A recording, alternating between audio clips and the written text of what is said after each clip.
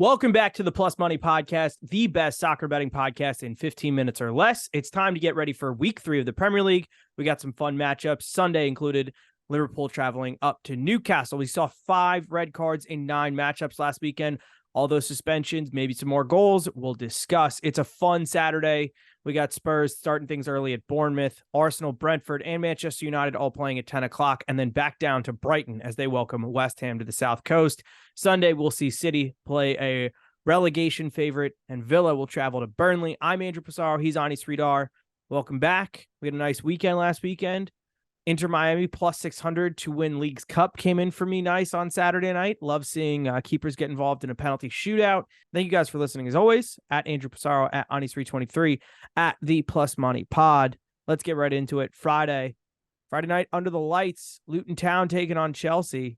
Ani, your boy's going to get a result? Yeah, this is going to be the 3 points for the Chelsea. First win of the season at home. Inexcusable. I mean, if they lose this, I might not watch another game for the rest of the year. I mean, it's as simple as that. But I've got one play from this game, though. I've got the Chelsea team total over 2.5 at plus 100.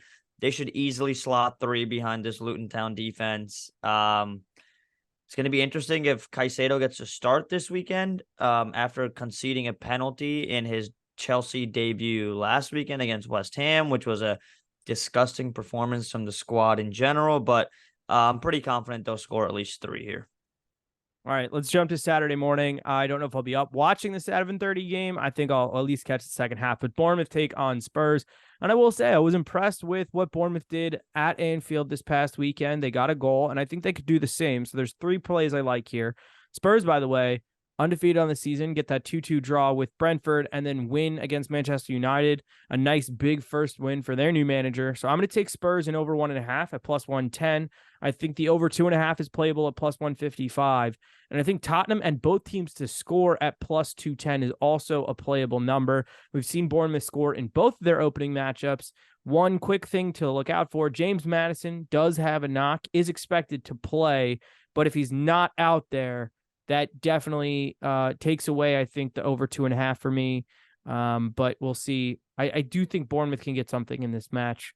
So I really like the both teams to score and Spurs to get the result at plus 210. That's a really fun number.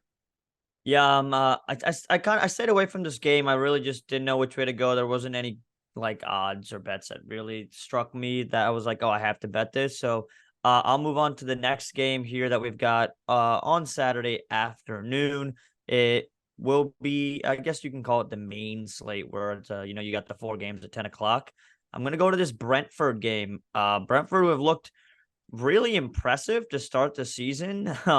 Brian Mbeumo has been one of the best players in the Premier League, you could say. They are taking on Crystal Palace, who are generally a pretty good defensive team, but I'm going to take the Brentford money line at plus 100, and I'm taking Mbeumo anytime goal or assist at plus 110. He currently has 3 goals on the season, so I'm liking that for those 2 plays for that game. I got a fun parlay for Brentford, but I will say I think Brentford team total over 1.5 is also playable. That's a plus. That's a plus number. They have not beaten Crystal Palace yet in the Premier League since they've come up, which is the one thing that has me tripped up. But we'll get to my parlay in a minute. I think you got something for the Everton game for us. Yeah, I'm gonna go with Everton money line at plus 135. I think they definitely didn't look good last game. But in the first game against Fulham, I really thought they should have come away with 3 points and the victory. They've been better than they've shown so far in the year, currently last in the table, but they have 3.31 expected goals so far in the year, which is pretty solid. 4.82 expected goals allowed, which is not great. But I think they'll handle business against the Wolves team that I think is getting relegated this season at home.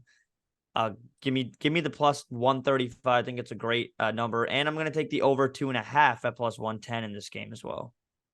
Yeah, I do kind of like the plus. I like the over 2.5. I agree with you there. That especially if that number seems playable. Let's go to the 12:30. Brighton take on West Ham. Brighton have been easily our biggest moneymaker on this podcast through 2 weeks. Over 3.5 has hit. They've done it by themselves. And I think you got to take it at plus 136. Aguerd is out for West Ham, due to red card suspension, picking that up in the Chelsea match. So that's one less defender that West Ham are going to have to play out there, who's also a set piece, specialist for them. They did sign a former Arsenal defensive central defender this week from Stuttgart, but I think he is also expected to be out and nursing an injury. But anyways, I like Brighton team total over 2.5 plus 164. Brighton and over 2.5 in the match is plus 100. And I think I mentioned to you that I like a little birds and the bees parlay this weekend. A little Brentford and a little Brighton. Both these teams have won us a lot of money already this season. So if you money line parlay both of them, it's plus 203. They just got to get a win. Nothing crazy.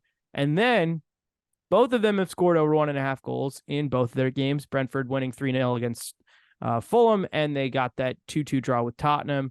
Obviously, we've seen Brighton win big twice. So team total over 1.5 for both of them is plus 219. If you then combine those two parlays, it's plus 300. So might even be bigger than that. But yeah, money line.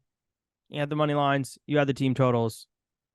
Birds and the bees. Let's see what happens. I'm gonna roll the dice on all three of those, and maybe we can clean up. But it should be a fun Saturday. What do you like from Brighton and West Ham?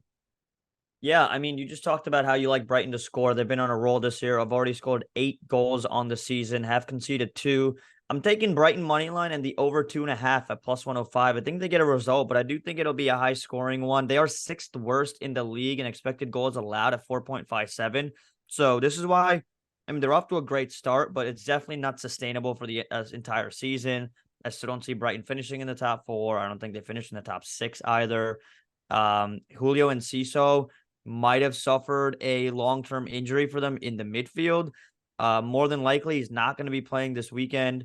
It does look like they're on the verge of potentially signing 2 more midfielders, one from South America and maybe Sambi Lokonga from Arsenal, because they've now lost, potentially lost Enciso. They lost Caicedo to Chelsea.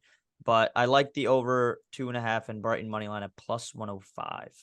Yeah, I think that's going to be a sneaky fun game. West Ham still trying to get some business done, putting in a bid for Mohamed Kudus from Ajax. He's been wanted by Brighton, wanted by Chelsea, wanted by West Ham. And the funny thing was, after the World Cup, they were expecting a 20 million bid to get that done. And now here we are, only like 8 months later, and it's expected Arsenal maybe still in the 50s. in on him as well. So he could be going there. Yeah. Maybe in the 50s. A talented player that everybody's after. Let's jump to Sunday. I'm going to start Sunday morning. Burnley taking on Aston Villa. Villa absolutely running rampant in Europe today, getting a 5-0 victory. Ollie Watkins getting a hat trick. And I think Villa get another win here as they beat Burnley plus 115 on the money line. Burnley didn't play last weekend. They were supposed to play Luton, but that game got suspended. And here's the thing. I don't think Burnley looked awful in their matchup against Manchester City, but I still just think this Aston Villa team might be a little bit too much for them to handle, coming in hot.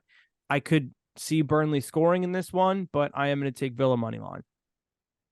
Yeah, I don't have a play for this one because, like you said, Burnley didn't look terrible against Manchester City. So I do think Villa's a better team, but this is a Burnley team that's shown, I guess in the championship that they can play good footy. So I'm not touching this one for that game. All right, I think we're both staying away from Sheffield United as they take on Manchester City. There's definitely something you can put together in terms of parlay building there, but look, the numbers are crazy high. I actually would maybe lean towards the under 3.5 in that one. I haven't even looked at the number, but I'm sure the over 3.5 is crazy, crazy low. So try to zig while everybody zags, but I'm not going to give you guys anything on that one. Let's jump to Liverpool taking on Newcastle. Couple things to bring up here. Liverpool are one of a few teams to score 2 goals against Newcastle multiple times last year. They beat Newcastle twice, including an impressive 2-0 victory at St. James's Park. The keeper was sent off that day. And then another thing worth to notice, Alexis McAllister's red card that he picked up in the Liverpool matchup this past weekend against Bournemouth was rightfully overturned, so he will be available. Liverpool could actually start a fully functioning midfield with a defensive midfielder for the first time this season in the Premier League, but I I don't think I need to be crazy to tell you guys that Newcastle to score first in this one, definitely something you should have on your sheets. Liverpool showed a little bit of that tendency from last season where they would give up the first goal, and I could see that happening again on Sunday.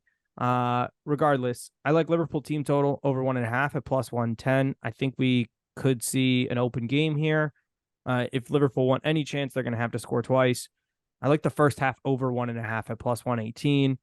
And the over 3.5 in both teams to score is plus 121. That's really kind of low, but I do think that's weirdly potentially could hit in the first half somehow. So that's what I like. It should be a fun one, but I'm definitely nervous about it. Yeah, I only have one play, and I'm actually going to take the Newcastle money line at plus 115. I think they bounce back here at home after their loss against Man City. I was bold enough to go with the under last weekend in that City Newcastle game, and it paid off. I'm not as bold this time around. I do think we might see some goals, but I guess if I want to hedge my Newcastle money line bet, I take the over, because I think if it is high scoring, the edge there goes to Liverpool in a way. I think if Newcastle win this, it might be a 1-0 kind of just grind it out victory that we got so accustomed to seeing them do last season. But I do give the edge to the home side here, plus 115. I might look around at the spread and see if I can get Liverpool at plus 1.5 at a decent number, which they don't deserve. I would probably jump on that, and I might sprinkle a little on the draw because I don't think that either of these teams is exactly, well, Newcastle got that huge win week 1 at home, and that's a huge factor, but we'll see what happens. It's going to be a fun one. Still a few more weeks, or I think we're under 10 days left in the transfer window.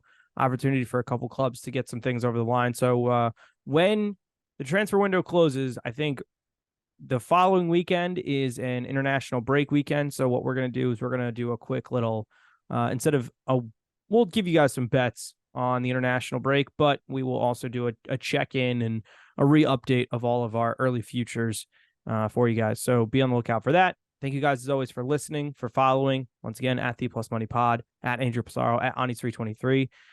Like, subscribe, all of that. Send us around. Let's win some money this weekend. Let's stay positive. Have a good week and best of luck.